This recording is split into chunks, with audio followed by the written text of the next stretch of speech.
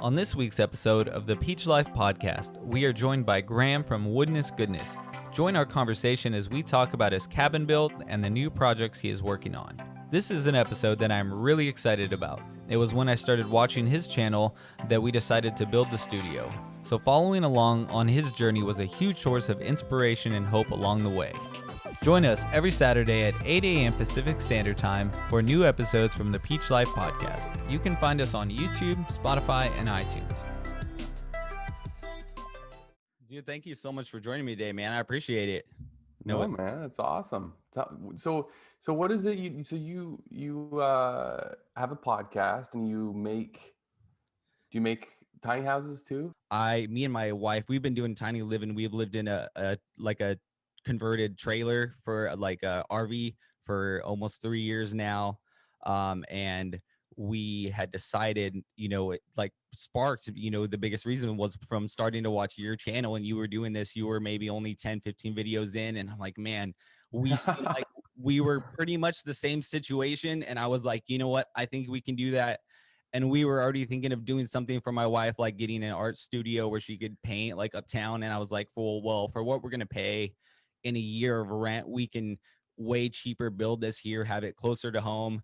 And so that was it. It was like the middle of June that we decided, okay, let's do it. And we sparked it, right then, and just kind of been following along with your channel as well. And as I've been doing it, so it even gave me hope along the way. Times that are tough and rough. I know how it is. There's days where it's good and days where it's just terrible.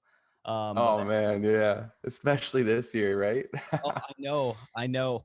But I've been thankful for one thing. For me, this is probably the only way I would have ever been able to even do something like this, to like, at this time, to get like a little time off of work where I was actually stuck at home at like any other time in my life so far. Like, so that was almost a blessing in disguise that really kind of put us into overdrive to just say, hey, let's just do this. We recorded it. We'll put some episodes out at some point along the line of the build. It was quite a journey. And so, but yeah, I love your channel. I love what you're doing. So, I really want to, had so many questions that, I had to come up along the way, even as I'm building. And I'm like, I love that you're giving that kind of advice out there for other people, and that you're, just doing something that's really awesome.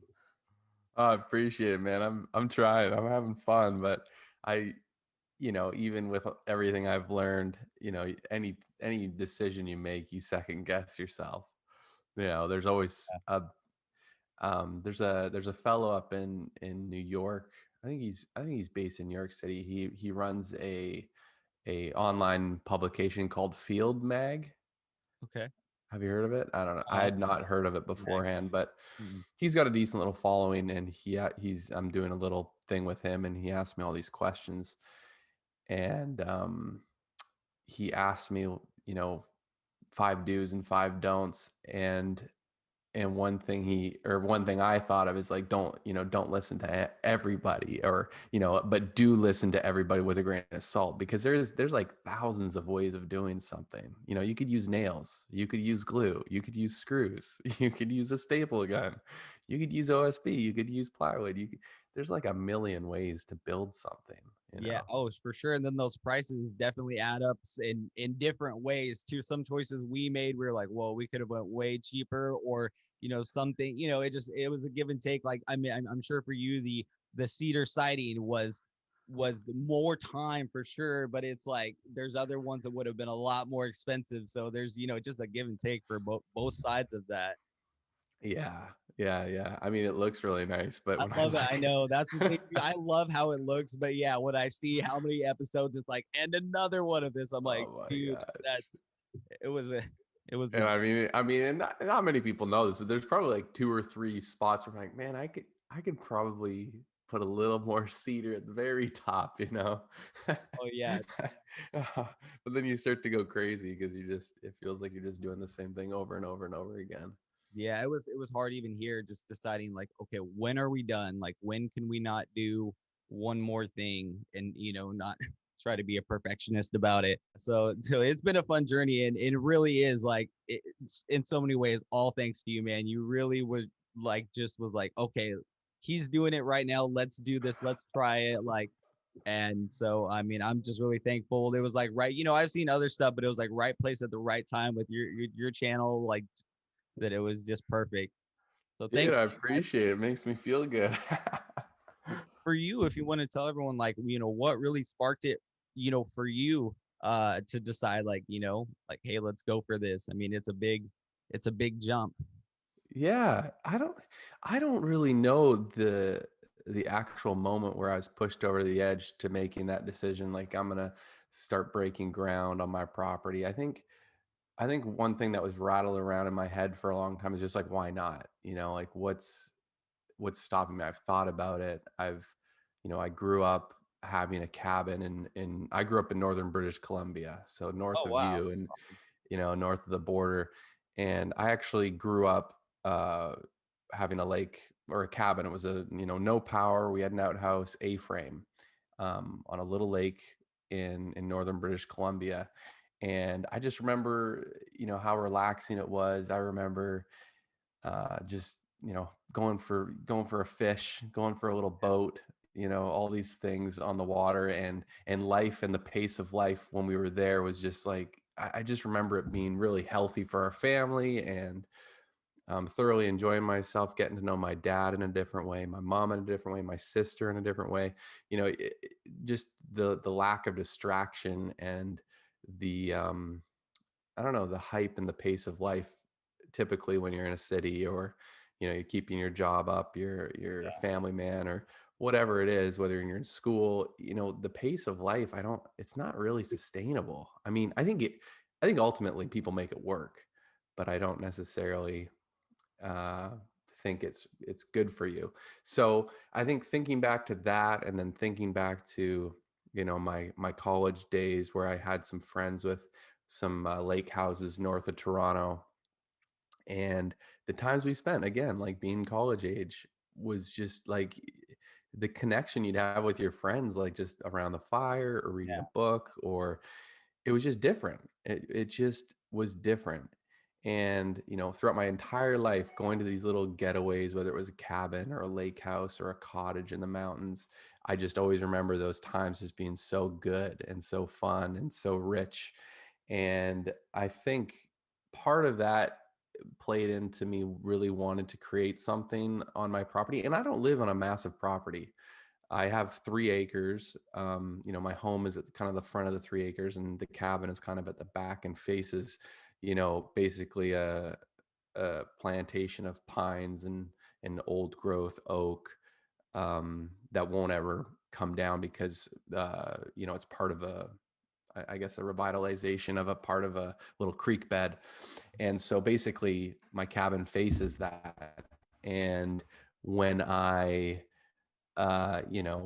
planned it or started being like, walking my property, like this would be a great spot for it. That was kind of in the back of my mind. This could be a moving picture, I just windows facing the trees. And yeah, I mean, that's a long-winded answer to try and answer why I started. It's hard to, I don't quite remember why I did it, but I think the main theme was like, why not, and everything I could think of that would ultimately come out of building something like this was only good. I could only think of good things. And, I wasn't dropping $10,000 in a single day. I Yeah. knew it was going to be a slow process, and I had weekends and all that other stuff to work with. So, and I had a daughter on the way, or I mean, we were trying to, at the time, and I think Reese came in like December of last year, my daughter, and I think I broke ground about a few months before that, and having an extra space, which eventually, hopefully, will be my office if I ever move into it. But you know, I think that was kind of another reason in the back of my mind. Well, did you have any construction experience, or how confident were you going into this that I could do this? Because for me, I had nothing of any measure. Like, I had never built anything that had walls, or anything that wasn't a small project or a little this or that. So for me, I was I was I remember times, and I still look because it's still so new, only a couple months, where I look up and around and I'm like, I still don't know how I did this or can't believe it. Just it feels like it wasn't me. Like I still don't know how I completed it and that it turned out nice. So for you though, like did you have much experience before or were you going in blind too? Um,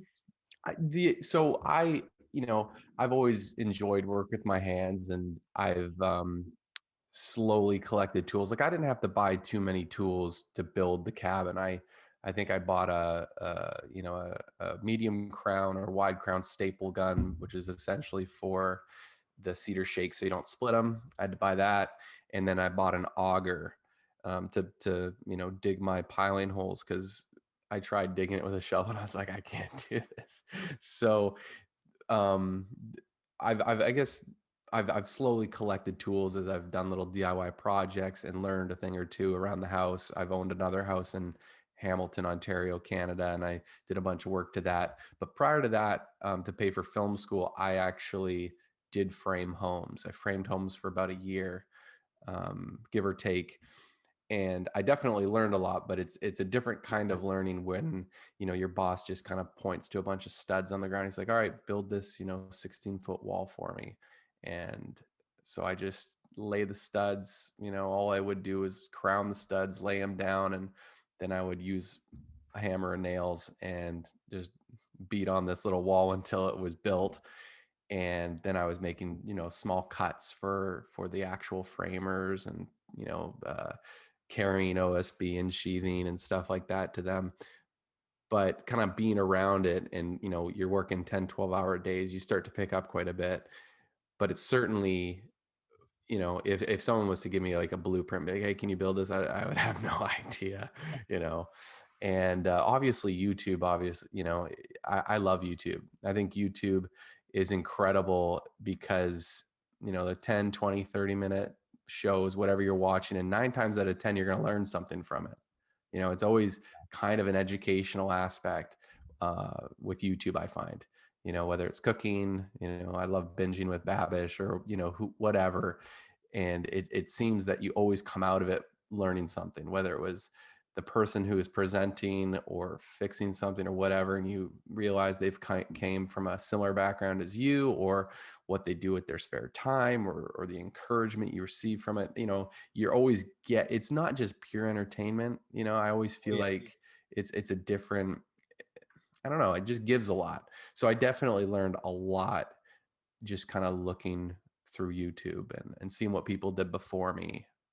Yeah, I like that you have that opinion because that I mean, I even try to teach my daughter that where that's her view. She's 7 and her opinion of YouTube is like this place that you learn. And I always say like I feel personally, I mean, probably not in reality, that I've gotten, the multiple PhDs from YouTube. I mean, from listening to just incredible podcasts and all kinds of, I mean, genius level. There's so much you can gain that, everything from like relaxing videos that bust live people or yours or there's so much you can gain from it in so many different areas that it is kind of the coolest learning tool I think that we really have out there right now. Oh, absolutely. And the stats are staggering. Like I think it's 50% of all internet consumption is done on YouTube. Doesn't And surprise and yet there's so many people that have no idea. Like I mean, I have family members and close friends. I mean, just because I have a YouTube channel that some might think is successful doesn't mean that it's their niche. It doesn't mean it's they're interested in it, other than the fact that they know me in it. It doesn't really um, call to them in any way, shape, or form. But it's incredible how much stuff you can find, and you know it could be just you just run into something you'd never even heard of, and it's someone with like 2 million subscribers, and it's content you really vibe with, yeah. and that's on YouTube. It's crazy. I mean, I even found that because my mom ended up really getting into channels like van life and bus life stuff and like that. And I found that even me and my mom ended up bonding even more, even as an adult, over these channels that we both like didn't know that we both watch and then find out. And then, you start So there's really cool stuff that happens, with that. Oh, dude, it's awesome. Yeah, I'm a huge fan. I'm a big fan. I actually find it harder to sit down and watch a Netflix or an Amazon Prime show or a movie or something now, because there's a different kind of appreciation for minutes spent in front of a screen now for me. Because I do video production for my job, so you know the more I can spend away from a screen, the better. And so if I'm gonna consume content, I want a little more bang for my buck, I guess. Yeah. No, I totally get it. If you did it again, if you had to start over from scratch and build the cabin or build anything like that, what would you do different? What would you size or shape or anything? Yeah, I don't know. The main thing that is like a common theme, especially if you've followed along and you've seen I've made some mistakes here and there, um, it'd probably be planning. I did just kind of, I mean, the whole attitude I had, from the get go was like, why not? Why not just start? And great attitude to have for sure. But, you know, there were some things that would have been nice to maybe think of a little bit more prior to doing. So, whether it was, making sure my pilings were completely square with one another, or figuring out a way to find a good bracket, a good steel bracket that I could, sink into the concrete when the concrete was wet. That so, when the concrete was dry, I wouldn't have to be drilling brackets into the concrete, and just stuff like that. I think, that would have been a pretty big help, and I would have avoided a lot of headaches.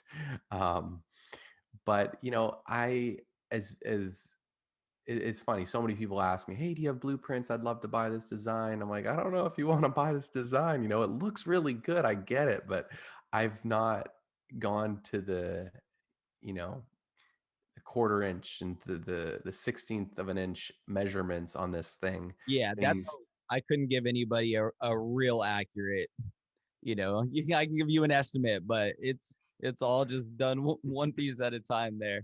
yeah, like I know the interior it's roughly 240 square feet, but I mean, I haven't subtracted my, 1 inch pine, my tongue and groove pine siding on the interior. I have not uh, added the OSB and the 3 layers of cedar shakes and, all the other stuff on the outside to know what my outside dimensions are. I haven't even gotten a tape measure and measured that yet. But ultimately I had a drawing. I drew up a little, picture in one of my notebooks, and I went off that. I had an idea that 12 by 20 feet seems like a nice size, kind of a long rectangle. I wanted the shed style roof because I knew it would be slightly easier for me to come up with the schematics and the mathematics to Yeah, make that me angle as well. work. And other than that, I just kind of went for it. And yeah, I mean, again, the biggest things were just not really having a concrete drawing or a concrete blueprint where I could kind of go back to and be like, okay, well, this cut's going to work here, or this thickness of sheathing won't work, or else I'm going to have to scrap on a very small piece of steel roof at the very end, which isn't going to be fun. Like I didn't even think of the widths of the metal sheets of steel roof. So I ended up having to cut about 6 inches off one, which again, not a big deal. It was right on a seam. However, if I'd planned prior to that a little bit more, I would have made my roof 6 inches wider. So I wouldn't even have to cut a piece of steel. Yeah, I think I ended up having to add a piece at that very end that ended up being just kind of the weird little spot. I was thinking about one thing as you were talking about the cement and the pilings, was that that might have been actually one of the scarier parts, maybe for anybody, is that commitment, and it always seems risky and tricky. I think, I mean, that we had a cement slab that was already, we were able to build right on, and I think that might have been the part for me that almost would have made me not do it, was having to actually build the pylons and then build on top of that. So I think that might be for a lot of people might be one of the scarier parts of the project. Yeah, yeah, yeah. I mean the basics are there, but it is, there's a million and one analogies of foundations, right? Yeah, that's right. Foundations, there's a good reason, because the foundation is so important. And yeah, it can be kind of intimidating to do that. And it should be, because you want to take your foundation pretty seriously. But at the same time, it was such a great first step, because the moment I had the auger out there and I was digging holes, I could dig 3 holes and then leave that project for a year, right? But every hole I dug, I was closer, and I realized, okay, well, I only got a couple more. Let's just keep going. And as soon as I had 9 holes dug, it was on to the next thing. I was like, okay, I got 9 holes. Like, next step is to buy concrete, some rebar, some sono tubes, and I found a used concrete mixer, because I knew I've mixed concrete by hand before, and I just didn't want to do it. And yeah, before you know it, you have your piling foundation set up, and a couple found pilings are maybe a 16th inch lower than the other, but to me, I'm like, that was so close to perfection for someone who had never done this before. I was ecstatic. I was so pumped. Couldn't I 16th of an inch, I don't care. Like, that's, Yeah. we'll make up for it later. But again, yeah, it was hard first step to take, but again, yeah, it was incredible after it was done. It just felt like you had the turbo boosters on, and you're like, I'm doing it now. The concrete's poured. It's like, let's go. So as you were already, what, like, well, at least 6 or 7 months into building it, and then COVID starts happening, how did that affect in or play into the completion or the time frame? Did it help or hurt? Yeah, I think one thing that helped with the transition from kind of what a lot of people were calling regular life, or what people felt like regular life was prior to COVID happening. Um, One thing that helped me transition into that was the fact that I had a daughter, right? I had a baby in December of 2019, or no, 2020. What we're in 2021. Yeah, 2020. we're in 2021. So yeah, Yeah, what? 2020. Right? Oh no, 2019. Yeah. Oh yeah, because she was born right before January. I'm terrible with months. Okay, I'm terrible. And anyhow, that, when you have a newborn, you're kind of her. She's so precious, and you're not sure. You don't want just anyone coming over, and the first 2 months, you're just getting used to having a third person in the house. And so being at home and being kind of a quieter, home-based lifestyle was already taking place, and then COVID happened, and our day to day within the home on the property didn't change all that much. Obviously, work started to fluctuate. Thank God I didn't like lose my job or anything, but certain clients were wanting to do videos for certain things. Other clients want to do more videos. Other clients want to do less. But ultimately, that kind of attitude that I had on my property was I had more time at home. Everyone was working from home.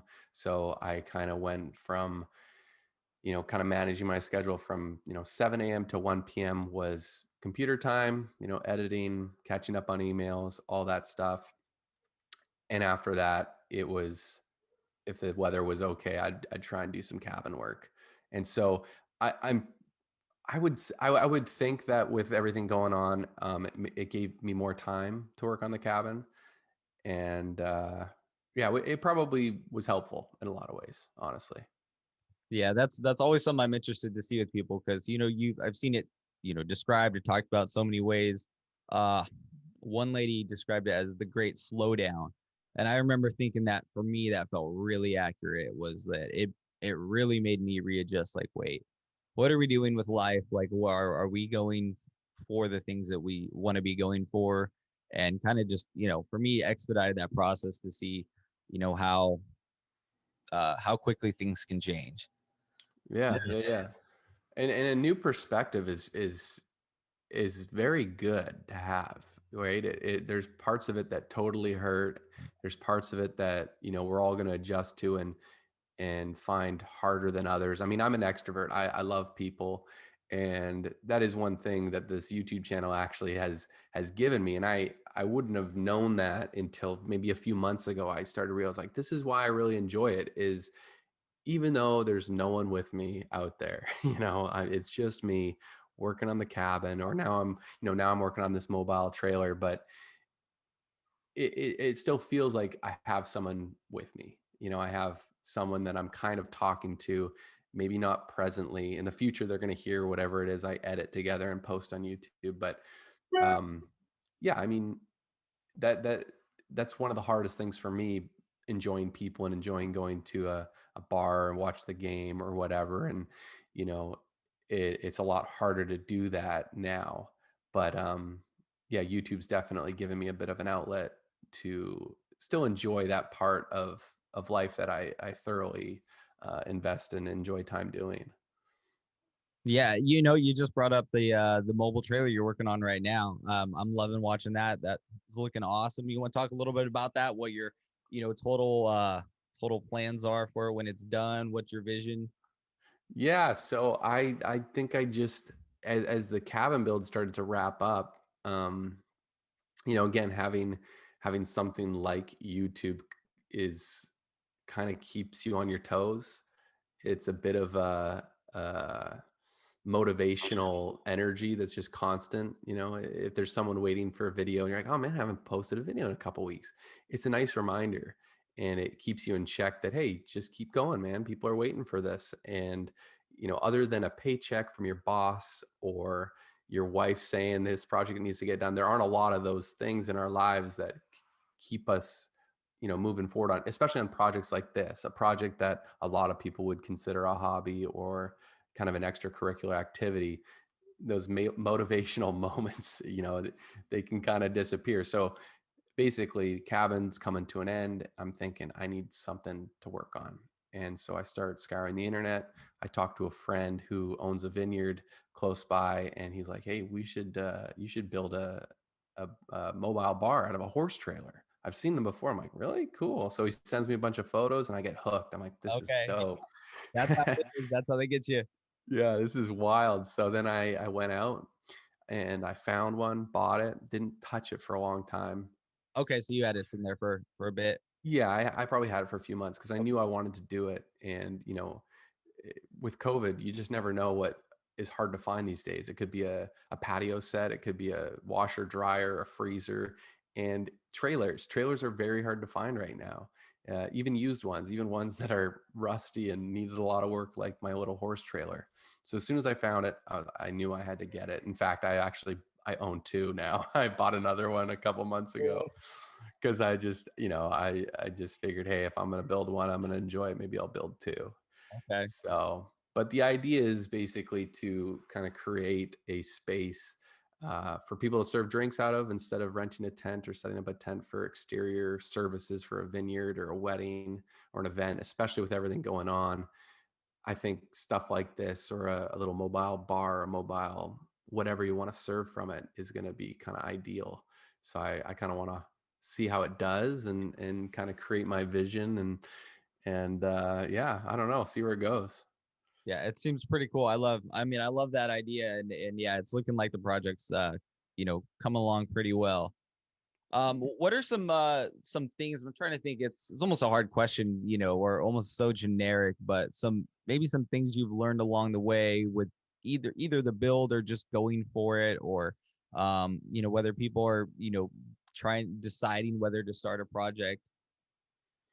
Yeah. I mean, I've always had one of the things I say all the time, and a lot of people say this, but I say get after it. It's just, Yeah. I worked with a fellow who became a really good friend, and he loved to use that term. He's actually a professional race car driver, but he'll always say, you just got to get after it. Like, just stop sitting there and get after it. It's amazing what, you know, tunnels we can find ourselves in when we're trying to get motivated from other people, right? But the more you're sitting on your phone looking at what this guy's doing or this girl's doing, and then you start saying, well, they're in California, they can work on this thing whenever they want because the weather's so great, or they're in Nevada and the taxes are lower, or they're in Colorado. Anything built in the snow looks cooler than mine. And it's funny, even if you want something super badly and you've saved up money and you've set aside time, making that leap, I don't know, I think it's a fight that we have developed within ourselves, and it's very self-inflicted. And it's because we're looking at all these other things thinking that, oh, I'm going to be inspired by this, but it becomes too much. You saturate yourself and then you don't know which way to go. It's kind of like if it's kind of like what I said earlier on. If there's thousands of ways to build something, there really is. There's definitely some practical things that you should keep in mind and things to avoid and things to include. But if you were to have a builder or a contractor from the West Coast of the United States, East Coast of the United States, someone from Canada, someone from Germany, someone from Sweden, and someone from New Zealand or Australia, and you got them all into a room and you all asked them, how do I start building this cabin? You would be you'd be so overwhelmed because everyone would have a slightly or very different way of telling you how to do this. And it becomes numbing. And I think that same effect can come from trying to get inspired or trying to absorb too much from other people, especially if you're hunting for it, right? If you're just kind of shopping around for cabins and you've never been quite interested in it and you do it for years and you ultimately end up building a cabin, I think you're soaking up that information slightly differently. That's what eventually makes you actually finally want to build that cabin. But if you know you're going to build a cabin or a tiny house and you're hunting so heavily on how exactly you want to do that, well, I don't think you're going to end up building what you actually want to build. It's going to be a robot of all these other things and all these pieces of other people's projects, which is really good. I think we all need motivation and we have to include things that worked for other people. But I think it's really important to just start, just start. I don't know what that looks like for people, if it's just drawing a picture or maybe starting to look at land. And I think when you start to do that, your ideas change. You see a plot of land with a river or a creek or a mountain or a valley, or that's going to change how you want to make this thing. And you're not going to find any other plot of land like the one that you want to build on. And I think a cabin is going to, or a tiny house or whatever it is you're making, is going to absorb whatever part of life or wherever you're going to put that thing. I'm a video editor. I'm a sound guy. I love good films. I love the outdoors, and I want all that to be included in the things that I build. You know, Yeah, um, speaking to that, you said, you know what, for us, we were looking at, I think it was in maybe, yeah, April or May, we were looking at property, and even just that idea, even though we knew we weren't exactly right there, it was probably going to be a few months or maybe even a year, depending on how things were going. That even just that sparked the idea of like, hey, well, we're going to have our property soon, and when we do, we want to have something right away, to already have something to put on it and be able to at least have a foundation, to start building more. And even like you said too, with building this, once we committed and that little foundation and the floor was done, we didn't know what kind of walls we were going to get. We didn't know what kind of choices we were going to make with any of those things. I didn't know for the roof, what I was going to do for that. So, but because we had committed, once you started that, you're just you are committed, and you just are forced to make those choices and continue to just move along and learn things you didn't know you could. And I look at it now, and this is basically 10 by 12, but looking at it, it's like, oh, when we build our property, it's like, oh, I think I could do about 2.5 3 times that and build us a really nice, like, tiny home that's got lofts and enough to live really nice and comfortably, kind of in the same style. So, and I would have never thought I could maybe build a house for us, but I built something smaller, and continue to realize you can do more and more. So, being able to put information out there, then that's what I love what you're doing. You're putting information out there that people can take, and they can say, hey, like, I'm going to try this. Like, I'm a perfect example, and I'm sure there's others out there that have done that as well. And that's, I love that about what you're doing and what you're, it is giving back. It's like by doing something for yourself, you are in filming it, you are giving back to help the next, that next person along the line that, wants to have a better way of living, or wants to, whether it's getting out and, not having to buy a mortgage. Maybe some of people are trying to do stuff debt free. This is a this what you've done is really a way for a lot of people to try to do stuff debt free. And so, I love that you're putting that out there for people. Yeah, I appreciate that, man. Yeah, I mean, living in California, firsthand how expensive, Yes. um, this American dream, quotation marks, is for people. It's expensive. It's so expensive. I'm in Virginia, just south of DC, and you know, we're in a small town, but you'd think we were in Manhattan with just how things are ran and the prices, and it's crazy. It is absolutely crazy. And as crazy as it is, and as hard as it is for some people, it's forcing people to evolve a little bit in their decision making, in what they decide to save money on or spend money on. It's up to you if you want to spend money on a brand new phone every year or two when your provider offers that deal to you. But you got to know that you are going to be giving up on some possible future endeavors when you spend money on stuff that, ultimately, if I was to compare it to building a cabin for 12 grand, I could count a million and one things in most people's lives. If they were willing to give up, they could save up money and build something like this themselves.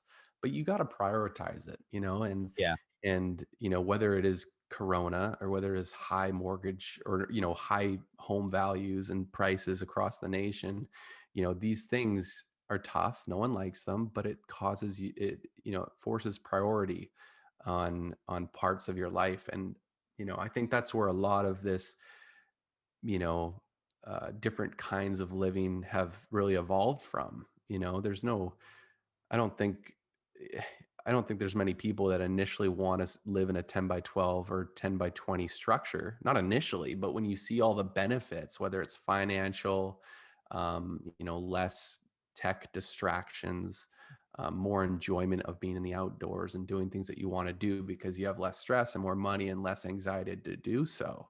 I think that's what this uh, tinier lifestyle and more cabin oriented living has really evolved from. Yeah, it really has for people. And I think YouTube is helping a kind of a cultural revolution of that, because more and more channels, and then more, I mean, the the levels that some of these, whether it's school bus, kind of groups of people that are getting together, van life, all these different types, and even homesteading, you know what I mean? Even things like homesteading are coming back as a cool new thing to do. And like, Yeah. so I think we're really are seeing kind of the next change of people realizing you can live really free, way cheaper, and kind of just explore life in a little bit of a different way. And Sometimes I think people, you limit yourself to being like, well, I've never done it before. I don't even know what it is to swing a hammer. Like, what's the difference between a nail and a screw? What's a nail gun? What's an air compressor? Well, you've never done it. You've never even experienced it. And like, the education system is built on not knowing anything, right? That's the whole point. Like, go to university, go to college, and the day you get there, nothing. You know your interest, you want to do it. And I think that's what propels you to learn, to study, to take tests and exams. And I'm the furthest thing from wanting to go to college or university, but that's the best comparison for people, because I get comments and emails and messages all the time. What do I do? How do I do it? How did you? I mean, I just did it. It's the whole get after it mentality. You got to get out there and do it. This cabin, I think roughly, I still have to do like a cost breakdown video because everyone asks for that. But I think I spent between 12 to 14 grand. okay. And to a lot of people, that's a lot of money, right? And it's a lot of money to me. Like Yeah. the fact that I spent that much money, but now that I look, I'm like, man, that's pretty impressive. Like you'd probably pay twice that to get someone else to do it for you. Oh yeah. But At if, least. yeah, but if you were to compare that price point of that cabin to education, and again, I'm not knocking education, but I'm just comparing it to, this is how I see it, right? Most educations in the United States have to be well over 10 grand a year, right? Yeah, easily. Easily, and depending on what you're learning, it's easy 4 years, dorms, cafeteria food, you're eating out, all these things come into play.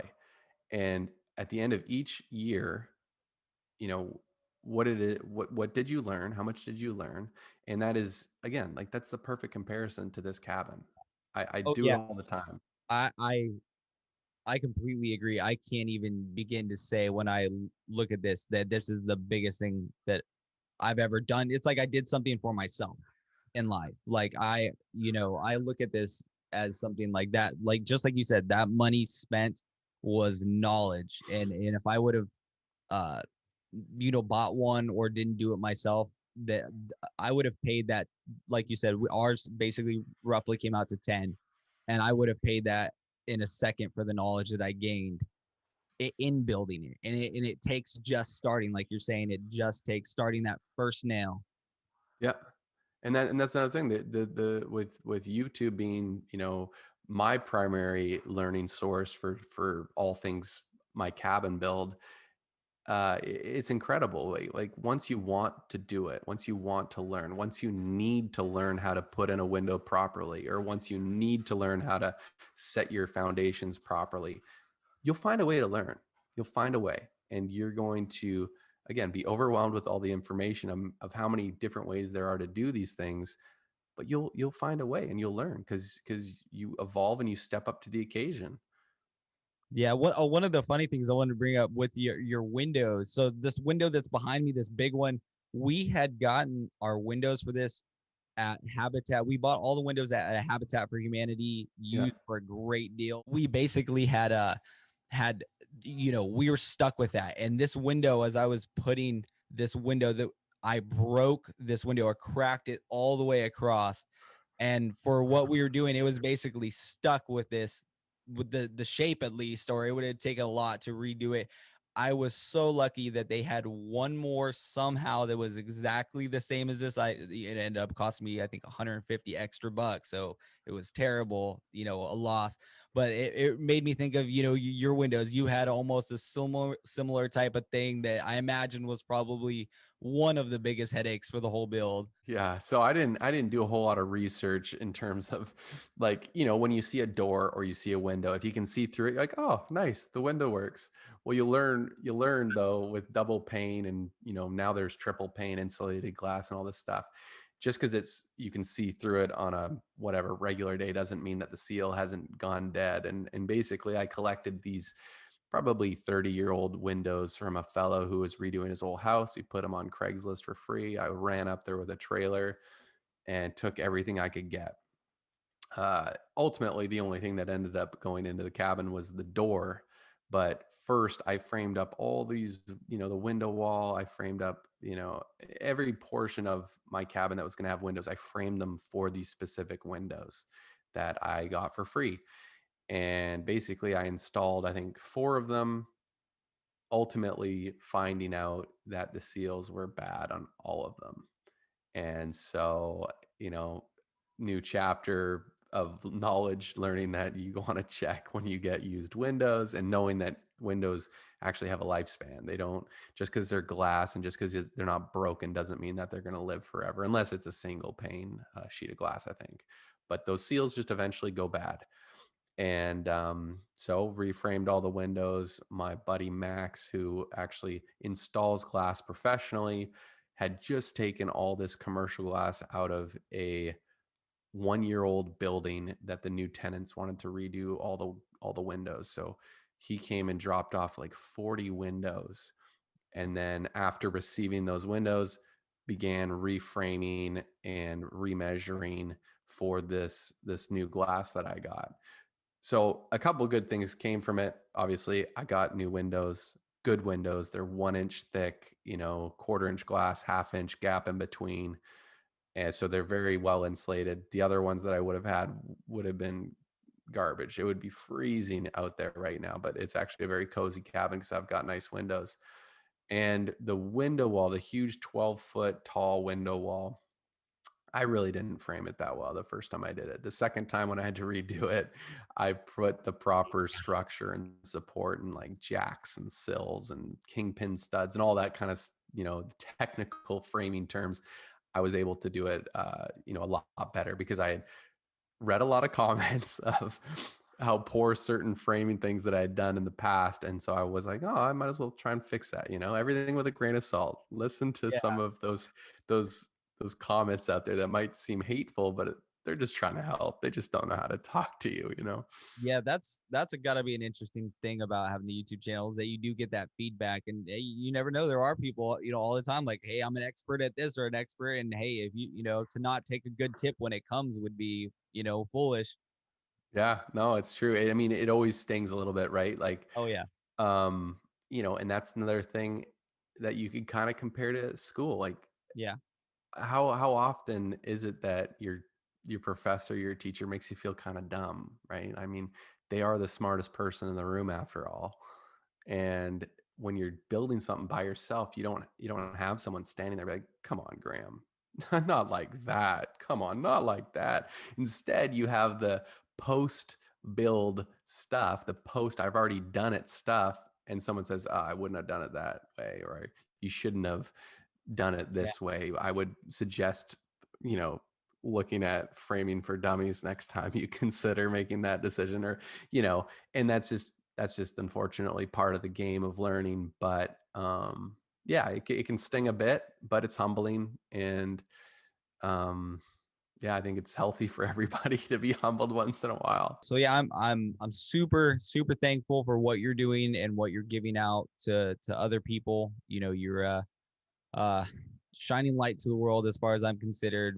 Because anybody that's out there teaching people, helping people do things that are creative and fun and can help them is good in my book. So I'm really appreciative of that. Do you have any future projects, any last things that you want to say, or anything coming up?